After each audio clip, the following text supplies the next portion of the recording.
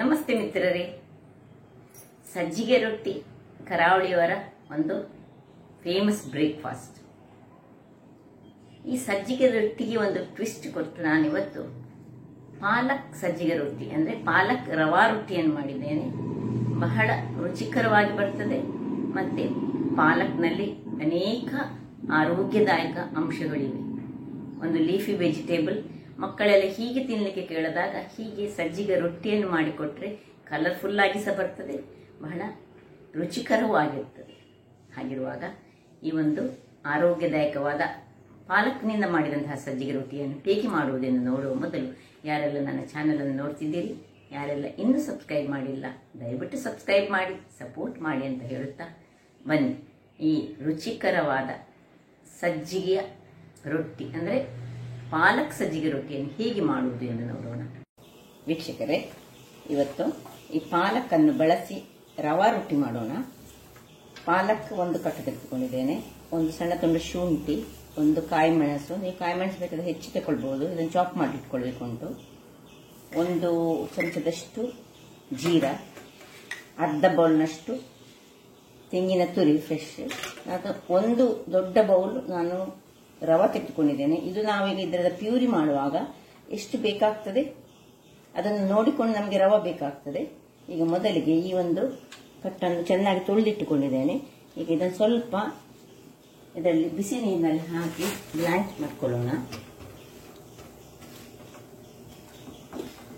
ಸ್ವಲ್ಪ ಹೊತ್ತು ಇಲ್ಲಿ ನೋಡಿ, ಇದು ಸ್ವಲ್ಪ ಇದರಲ್ಲಿ ಬೇಯುವಾಗ ಅಂದ್ರೆ ಇದು ಹಸಿ ವಾಸನೆ ಹೋಗ್ಲಿಕ್ಕೋಸ್ಕರ ಮಾತ್ರ ನಾವು ಇದನ್ನು ತೆಗೆದು ನೋಡಿ. ಇಲ್ಲಿ ಆಲ್ರೆಡಿ ನಾನು ಐಸ್ ಹಾಕಿದ ಐಸ್ ನೀರನ್ನು ರೆಡಿ ಮಾಡಿ ಇಟ್ಕೊಂಡಿದ್ದೇನೆ. ಇದರಲ್ಲಿ ನಾನು ಹಾಕೊಳ್ತೇನೆ. ಸ್ವಲ್ಪ ತಣ್ಣಗಾಗ್ಲಿ. ಆಮೇಲೆ ಇದನ್ನೊಂದು ಗ್ರೈಂಡ್ ಮಾಡ್ಕೊಳ್ಳಿಕ್ಕೆ ಉಂಟು. ಇದನ್ನು ನೋಡಿ ಕೂಡಲೇ ಈಗ ಇದರಲ್ಲಿ ತೆಗೆದು ನಾನು ದಂಟಿನೊಟ್ಟಿಗೆ ಯೂಸ್ ಮಾಡಿದ್ದೇನೆ. ಸ್ವಲ್ಪ ಏನು ನೀರನ್ನೆಲ್ಲ ಹೀಗೆ ತೆಗೆದುಕೊಂಡು ಇದರಲ್ಲಿ ಹಾಕಿ ಒಂದು ಸ್ವಲ್ಪ ಇದಕ್ಕೆ ಉಪ್ಪು ಹಾಕೊಂಡು ನಾನು ಗ್ರೈಂಡ್ ಮಾಡ್ಕೊಳ್ತೇನೆ. ಯಾಕಂದ್ರೆ ಮತ್ತೆ ನಾನು ರವಾ ಬ್ಯಾಟರಿಗೆ ಉಪ್ಪು ಹಾಕೊಳ್ಳೋದಿಲ್ಲ, ಇದಕ್ಕೆ ಉಪ್ಪು ಹಾಕೊಳ್ತೇನೆ. ಕಲರ್ ಸಹ ಅದು ರಿಟೈನ್ ಆಗ್ತದೆ ಉಪ್ಪು ಹಾಕಿದ್ರೆ. ವೀಕ್ಷಕರೇ, ಇಲ್ಲಿ ನೋಡಿ ಈ ರೀತಿಯಾಗಿ ಪೇಸ್ಟ್ ಆಗಿ ಬಂತು. ಇದು ತುಂಬ ಮಾಡುವಾಗ ತುಂಬ ಎರಡು ಕಟ್ಟು ತೆಗೆದುಕೊಳ್ಬಹುದು. ನಾನೀಗ ಇಬ್ಬರಿಗೆ ಮಾಡ್ತಾ ಇದ್ದೇನೆ, ಅದರಿಂದಾಗಿ ನೋಡಿ ಇದನ್ನು ಇದಕ್ಕೆ ಶಿಫ್ಟ್ ಮಾಡ್ಕೊಳ್ಳೋಣ.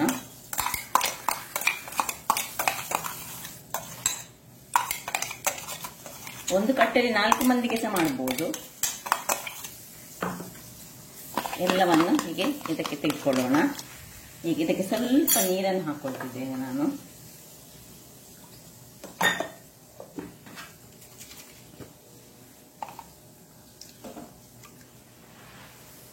ಇನ್ನು ಈ ಹಿಟ್ಟಿಗೆ ನೋಡಿ ಕಟ್ ಮಾಡಿದಂತಹ ಚಾಪ್ಡ್ ಸಣ್ಣ ಸಣ್ಣದಾಗಿ ಕಟ್ ಮಾಡಿದಂತಹ ನೀರುಳ್ಳಿ, ಕಾಯಿ ಮೆಣಸು,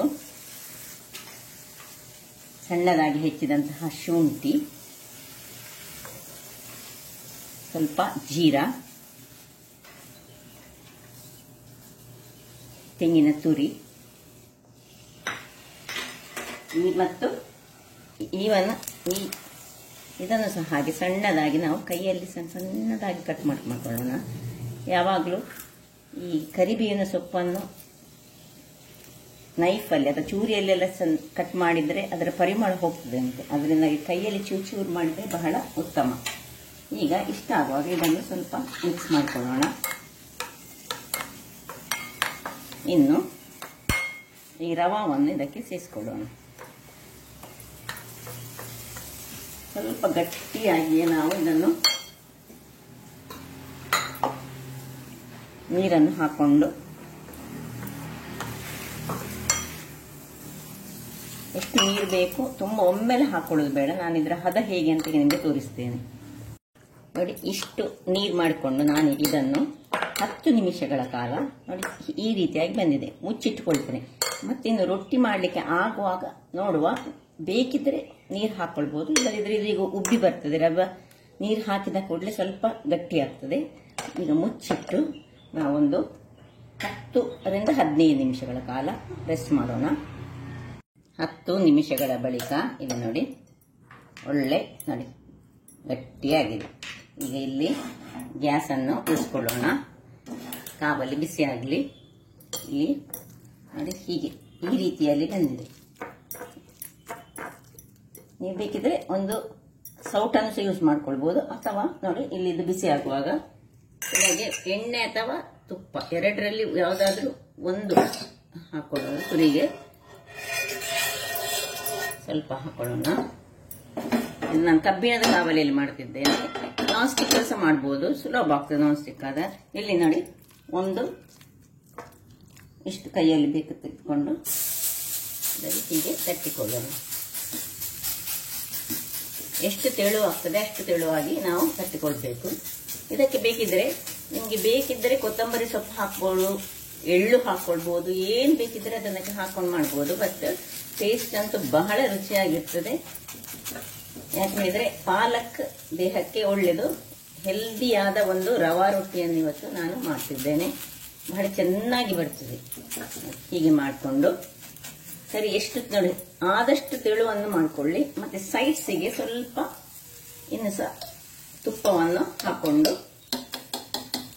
ಸ್ವಲ್ಪ ಮೇಲಿಗೆ ತುಪ್ಪ ಹಾಕೊಂಡು ಈ ಒಂದು ಮುಚ್ಚಳವನ್ನು ಮುಚ್ಚಿಕೊಂಡು ಬೇಯಿಸ್ಕೊಳ್ಳೋಣ.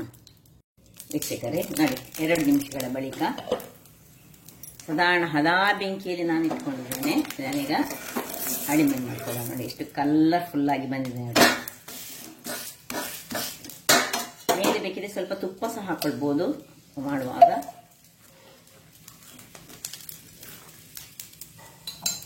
ಸ್ವಲ್ಪ ಹೊತ್ತು 2 ನಿಮಿಷಗಳ ಕಾಲ ಇಟ್ಕೊಳ್ಳೋಣ. ನೋಡಿ ಆಗ್ತಾ ಬಂತು. ಸೊ ಇದು ಈ ತುಳುನಾಡಿನ ಸಜ್ಜಿಗೆ ರೊಟ್ಟಿ ನಾವು ಹೇಗೆ ಮಾಡ್ತೇವೆ ಅದಕ್ಕೊಂದು ಟ್ವಿಸ್ಟ್ ಹಾಕೊಟ್ಟು ನಾನು ನೋಡಿ ಹೀಗೆ ಕಲರ್ಫುಲ್ ಆಗಿ ಬಂದಿದೆ. ಒಳ್ಳೆದಾಗಿದೆ. ಇನ್ನೂ ಸಹ ಬೇಕಿದ್ರೆ ನಿಮಗೆ ಕಾಯಿಸ್ಬೇಕಂತಿದ್ರೆ ಇನ್ನೂ ಸಹ ಕಾಯಿಸ್ಕೊಳ್ಬಹುದು. ಇನ್ನೂ ಸ್ವಲ್ಪ ಎಣ್ಣೆ ಹಾಕೊಳ್ಬೇಕಂತಂದ್ರೆ ತುಂಬಾ ಎಣ್ಣೆ ಬೇಡ, ಅಗತ್ಯ ಇಲ್ಲ. ನೋಡಿ ಹೀಗೆ ಇದನ್ನೀಗ ಬೆಣ್ಣೆಯೊಟ್ಟಿಗೆ ತಿನ್ಲಿಕ್ಕೆ ಸಹ ಒಳ್ಳೆ ಆಗ್ತದೆ, ಅಥವಾ ಯಾವುದೇ ಒಂದು ರಸದೊಟ್ಟಿಗೆ ತಿನ್ಲಿಕ್ಕೆ ಸಹ ಒಳ್ಳೆದಾಗ್ತದೆ. Same procedure. ಸ್ಟಾರ್ಟಿಗೆ ಸ್ವಲ್ಪ ನಾವು ತುಪ್ಪವನ್ನು ಹಾಕೊಳ್ಳೇಬೇಕು. ನಾನ್ ಸ್ಟಿಕ್ ಅಲ್ಲಿ ಮಾಡುವಾಗ ಹಾಕೊಳ್ಬೇಕಂತಿಲ್ಲ, ಇಲ್ಲದಿದ್ದರೆ ಅದು ಏಳ್ಲಿಕ್ಕೋಸ್ಕರ ಮಾತ್ರ. ನೋಡಿ ಹೀಗೆ ತೆಗೆಯೋದು, ಒಂದು ತಟ್ಟಿಕೊಳ್ಳೋದು, ಚೆನ್ನಾಗಿ ಬರ್ತದೆ. ತೆಂಗಿನಕಾಯಿ, ತೆಂಗಿನ ತುರಿಯಲ್ಲಿ ಇದರಲ್ಲಿ ಉಂಟಲ್ಲ, ಹಾಗಾಗಿ ರುಚಿಗೆ ರುಚಿ ಬರ್ತದೆ. ಅದರೊಟ್ಟಿಗೆ ಪಾಲಕನ್ನು ನಾವು ತಿಂದುಕೊಂಡಾಗೆ ಹಾಕ್ತದೆ. ನಾವು ಕರಾವಳಿಗರು ಹೆಚ್ಚಾಗಿ ಮುಂಚೆ ಎಲ್ಲ ಪಾಲಕನ್ನು ಹೆಚ್ಚು ಯೂಸೇ ಮಾಡ್ತಿರ್ಲಿಲ್ಲ. ಅದೆಲ್ಲ ಬೆಂಗಳೂರು ಸೈಡ್, ನಾರ್ತ್ ಕೇಂದ್ರ ಸೈಡ್ನವರು ಮಾತ್ರ, ಮತ್ತೆ ನಾರ್ತ್ ಇಂಡಿಯಾದವರು.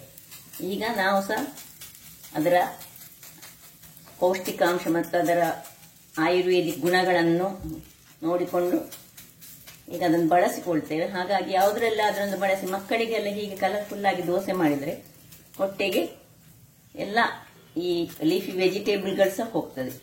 ಹೀಗೆ ಮಾಡಿಕೊಂಡು ಬೇಕಿದ್ರೆ ಸ್ವಲ್ಪ ಮೇಲೆ ತುಪ್ಪವ ಎಣ್ಣೆಯ ಏನು ಬೇಕು ಅದನ್ನು ಹಾಕೊಂಡು ಸೈಡ್ಸಿಗೆ ಸ್ವಲ್ಪ ಹಾಕೊಳ್ಬೇಕು. ಯಾಕಂದ್ರೆ ಏಳ್ಲಿಕ್ಕೆ ಕಬ್ಬಿಣದ ಕಾವಲಿ ಆಗುವಾಗ ಸ್ವಲ್ಪ ಎಣ್ಣೆ ಹೆಚ್ಚು ಬೇಕಾಗ್ತದೆ ನಮಗೆ. ಮುಚ್ಚಳವನ್ನು ಮುಚ್ಚಿಕೊಂಡು ಬೇಯಿಸ್ಕೊಳ್ಳೋಣ. ವೀಕ್ಷಕರೇ ನೋಡಿ 2 ನಿಮಿಷ ರೊಟ್ಟಿ ರೆಡಿಯಾಗಿದೆ. ನೀವು ದಪ್ಪ ಬೇಕಿದ್ರೆ ದಪ್ಪ ಮಾಡ್ಕೊಳ್ಬೋದು, ತೆಳು ಬೇಕಿದ್ರೆ ತೆಳು ಮಾಡ್ಬೋದು. ನೋಡಿ ಎಷ್ಟು ಕಲರ್ಫುಲ್ ಆಗಿದೆ ನೋಡಿ. ಪರಿಮಳ ಅಂತೂ ಭಾರಿ ಪರಿಮಳ ಬರ್ತಾ ಉಂಟು. ಅದರಲ್ಲೆಲ್ಲ ಜೀರಾ ಇದೆಲ್ಲ ಹಾಕೊಂಡಿದ್ದೇವಲ್ಲ, ಹೇಗೆ ನಾವು ನೋಡಿ ಈ ರೀತಿ ಸಹ ಮಾಡ್ಬೋದು. ಹೆಚ್ಚು ಸಹ ಕಾಯಿಸ್ಕೊಳ್ಬೋದು. ಏನು ಚೆನ್ನಾಗಿ ಬಂದಿದೆ ನೋಡಿ. ಹಾಗಾದರೆ ನೋಡಿದ್ರಲ್ಲ ವೀಕ್ಷಕರೇ, ಈ ಒಂದು ಪಾಲಕನ್ನು ಸಹ ಬಳಸಿ ನಾವು ಸಜ್ಜಿಗೆ ರೊಟ್ಟಿಯನ್ನು ಮಾಡಬಹುದಂತ. ಹಾಗಾದರೆ ನನ್ನ ಈ ಕುಕಿಂಗ್ ಚಾನಲ್ ನಿಮಗೆ ಇಷ್ಟ ಆದರೆ ಬೋಳೂರು ಸುವರ್ಣ ಚಾನಲನ್ನು ಲೈಕ್ ಮಾಡಿ, ಶೇರ್ ಮಾಡಿ ಹಾಗೂ ಸಬ್ಸ್ಕ್ರೈಬ್ ಮಾಡಿ. ಹಾಗೂ ನನ್ನ ಇನ್ಸ್ಟಾಗ್ರಾಮ್ ಪೇಜನ್ನು ಫಾಲೋ ಮಾಡಿ. ಧನ್ಯವಾದಗಳು.